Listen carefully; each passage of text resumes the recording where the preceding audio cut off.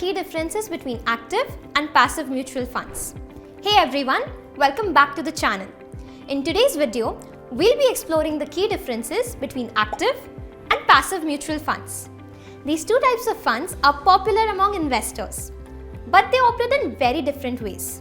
Let's break down what sets them apart and how each approach might fit into your investment strategy. What are active mutual funds? Active mutual funds are managed by a team of professionals who make decisions about which securities to buy and sell. The goal of an active fund is to outperform the market or a specific benchmark index by selecting investments they believe will generate potential higher returns. This approach requires a lot of research, analysis, and decision making. Since these funds are actively managed, the fund manager has the flexibility to make changes to the portfolio as market conditions shift. For example, if a fund manager believes a particular stock will perform well, they can buy it.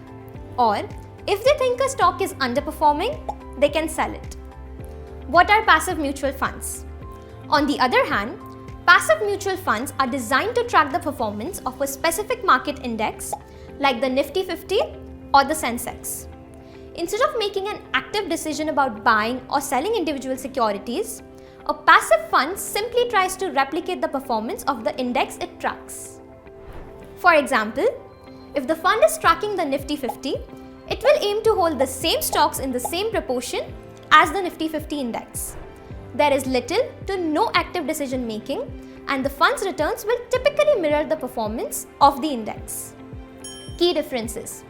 Management style. Active funds are actively managed by a team of professionals, whereas passive funds are designed to track an index without much active management. Cost.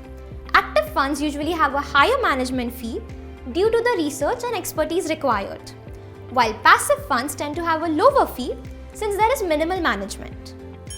Performance. Active funds aim to beat the market, but there is no guarantee they will. Passive funds aim to match the market's performance, which is typically more predictable. Risk and return. Active funds can have higher returns but also come with higher risk. Passive funds tend to have relatively stable returns that match the broader market. In conclusion, both active and passive mutual funds have their own advantages and drawbacks. Active funds may offer higher returns but at a higher cost and risk, while passive funds offer a cost-effective and steady approach to market performance. The choice between the two would depend on your investment goals and risk tolerance. If you found this video helpful, make sure to like, comment, and subscribe for more investment education. Thanks for watching. Mutual fund investments are subject to market risks. Read all scheme-related documents carefully.